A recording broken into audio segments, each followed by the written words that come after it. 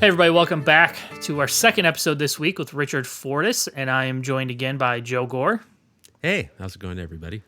And as you heard on Monday, we heard a lot about Richard's relationship with Psychedelic Furs and Guns N' Roses, and he produced the new Psychedelic Furs record, which we talked about. And today we're gonna take a deeper dive into his role as a producer and some of the work he's done there.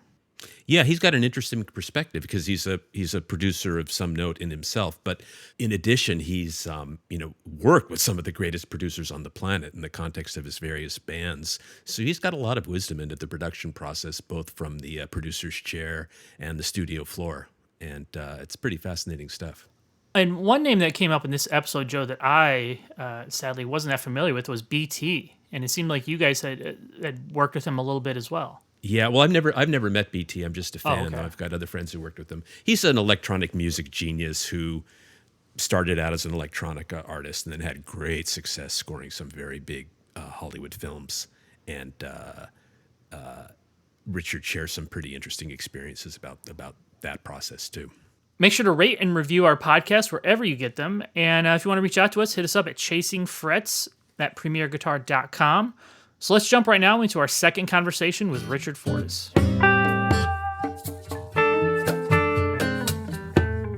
I was listening to the first time to the new Psychedelic Furs albums, which you produced. It's called Made of Rain, and it's really new. When did it come out? It came out on Friday, and thank you so much for listening to it. It's definitely, it was a labor of love for me, and I put a lot of work into it.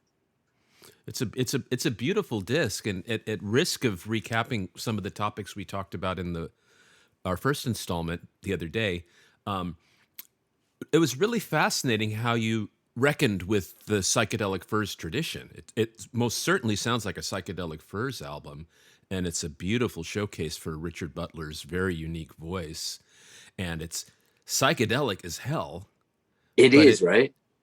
Oh yeah, but it's but on the other hand, it doesn't sound like a '80s retread, or you're trying to recapture the sound of Heaven or Pretty in Pink. That's awesome. Thank you.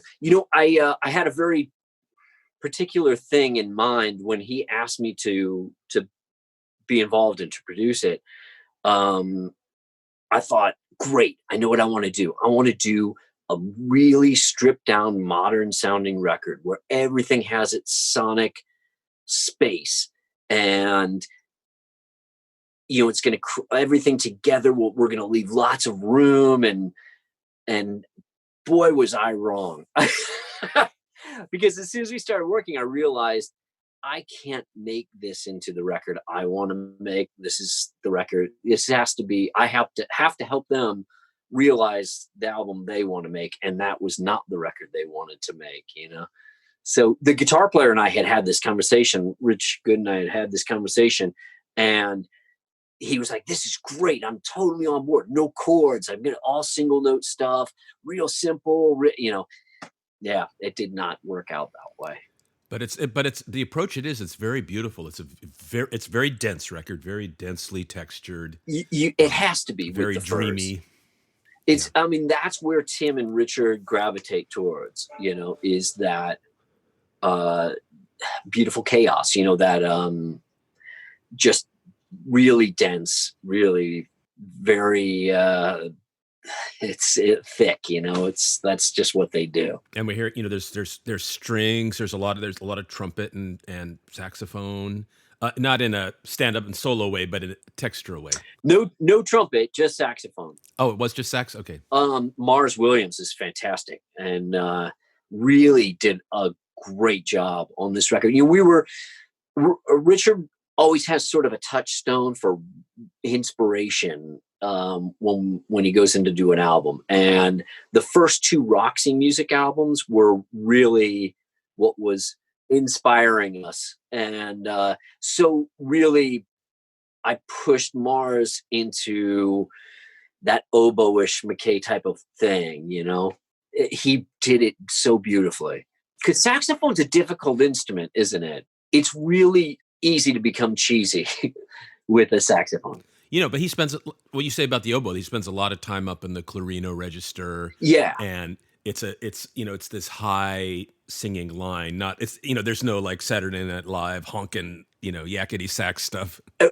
Whenever it would go there, we would go, oh, no, no, no, no, no. Because, Richard, there was a period with the Furs, the Midnight to Midnight period, that is such a sore spot for them. And even though it was a very successful album, at that time, they were poised, after Mirror Moves, they were poised to become one of the biggest bands in the world. And I think that they look at that album as the mistake of their career, because they sort of went for the brass ring in a way that was not true to themselves, and they allowed themselves to become something that they weren't, and they went for this, and they were hanging out with Duran Duran and bands like that were like huge, and they thought, wow, we can do that. Yeah, and it was anything that reminds them of that period is an instant bad taste in their mouth. They don't want that. So that really dictated where the sax play, what role the sax played. In terms of the psychedelia, that's just very chaotic, and it made me wonder if one of the touchstones there was actually more of a 60s psychedelia than an 80s psychedelia. Like, I kept flashing on, Satanic Majesties and Yes. Magical Mystery Tour and Forever Changes. Exactly. Okay, you're exactly right. And Richard and I both have a real love of the band Love, Forever Changes, Odyssey and Oracle by the Zombies, early Velvet Underground, which you can definitely hear like Venus and Furs in that song You'll Be Mine. Yeah. In fact, I played like the violin line. I'm totally ripping off John Cale. And really that's, so there is that in Satanic Majesties, that whole thing was definitely a big influence, and also early Pink Floyd, like the first couple records. And then what, switching the angle of approach slightly, you've done so much work as a session guy and a on-stage guy. What sort of mental shifts, if any, do you have to make when you're stepping into the producer role? Have you done producing? A little bit, not to great success. It's challenging as a player to just keep your mouth shut sometimes, or to just let, and to be patient and to let artists, especially with a guitar player or a bass player, or, to let them just do their thing. And before you offer a suggestion, let them realize their vision before you go, what about this? And a lot of times just keeping your mouth shut and being supportive, and that's a real challenge, instead of, that's the biggest challenge that I found. And luckily, I love Rich Good, the guitar player that's been with the Furs for the last 10 years, and or no longer, much longer than that. But it's great for it was great working with him, and I love what he came up with, and but pulling stuff like that out of somebody instead of injecting yourself, that's the biggest challenge, I think. Are there some can you name some producers that you've worked with that when you moved into a producer role yourself, you thought back about things you learned from them? Oh God, yes. Andy Johns was a big one. That was a huge influential person in my musical career. I learned a lot from him. Also, there's this Joe, BT. I've never met him. I'm a fan. We have mutual friends who've played with him, like Brain. Okay. He Brain, that came through me, okay. But he was a huge influence on me as a producer, even though he might not have, as just a collaborator per se, because something I'll never forget about him. I've worked extensively with him, and I love working with him because he's always so energetic and so, whatever you just played is the greatest thing he's ever heard. And, that inspires you to really, you love that? Huh, check this out. It's like it inspires you and keeps you confident. And that's something that I always keep in the forefront of my mind when I'm working with somebody in a production capacity. To be that cheerleader, to be that guy that's like, oh my God, that's great. That I love that about working with Brian, and I want to bring that to, working with BT, and I want to bring that to other artists, because it really is effective, I find. Do you feel an affinity with him? Because one thing I know about BT is he's not just a concept producer. He is down in the weeds with the technical details. He's a genius. He is absolutely a genius. But I think there's, I from standing outside, I see a parallel with your stance towards the guitar and your depth of knowledge and breadth of experience, and his, for people who don't follow BT stuff, aside from producing, he's a great software innovator and is, it created a lot of techniques that have become very common. He's designed software. He's like hardcore into the technology and the technique of creating the music. But compositionally, he's amazing. His film scores are absolutely incredible. And, there was a while there where we were doing a lot of film scores together. He scored that movie Go, and then we did Fast and Furious. We did Under Suspicion. We did all these movies. There was a bunch of Zoolander. There was like all these big Hollywood movies, and he was on top of the world. And he sort of shot himself in the foot, I think, during that period with being difficult to work with but for me, he's always been like my brother. Like I really love working with him, and I really think he's absolutely genius. And now he's starting to really do a lot more film work again, which really is where he belongs, because his orchestral work is just outstanding. Cool. Yeah, I envy the experience. I'd love an opportunity to work with him someday. We did a record. I don't know if I told you this. We did a record where it was he and I, and we had these basic themes and we improvised. This was an amazing experience. We went to this 150-year-old church that is now a studio, and they do Atmos recordings.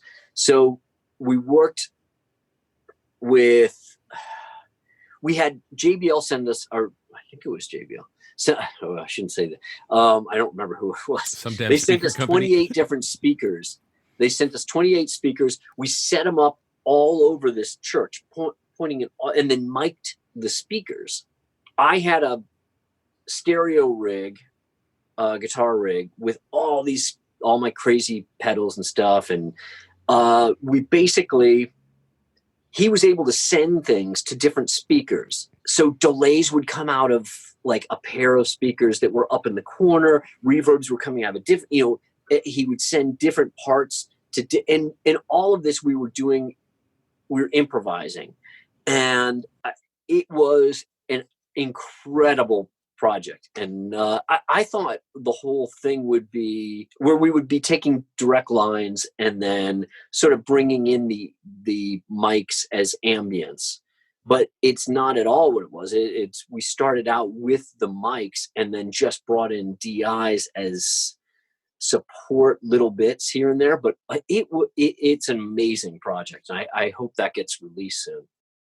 It's incredible. The whole Atmos recording system is just so phenomenal. Was that your sole experience? Oh, can you explain what it is for folks who aren't familiar? It's made up of an array of, I think there's like 100 and something speakers within an Atmos system. There's different forms of different types of systems that they have with different amounts of speakers. And basically it's completely submersive. So you're in this, in the middle of this array of speakers, and sound is moving in ways that surround doesn't even come close to, 7.1 doesn't even come close to. It's just incredible. And it's Dolby that came up with the technology. How do you capture that experience on a stereo recording, or do you have to be in an Atmos environment? It's not. You have to be. It's an Atmos. Yeah, you have to be listening on an Atmos system, which is becoming more common with home theaters now, where people are putting in Atmos systems. So, what was your kind of introduction to production? When did you first get the opportunity to produce an album for somebody? Probably, I worked with a band called Gravity Kills in New York, and their label had asked me to. They're actually from St. Louis. I was living in New York. Their label was in New York, and they had asked me to do some production work with them. I did other bands for TVT as well, like Apartment 26. There was a bunch of different artists that I was working with, and then different labels would ask me to produce different tracks for people. Generally, stuff that I was writing and working with the artist.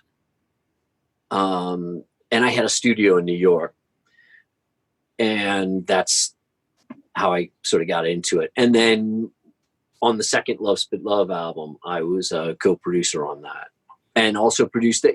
Love Spit Love did a cover of the Smiths' How Soon Is Now. That was the title track for that TV show Charmed.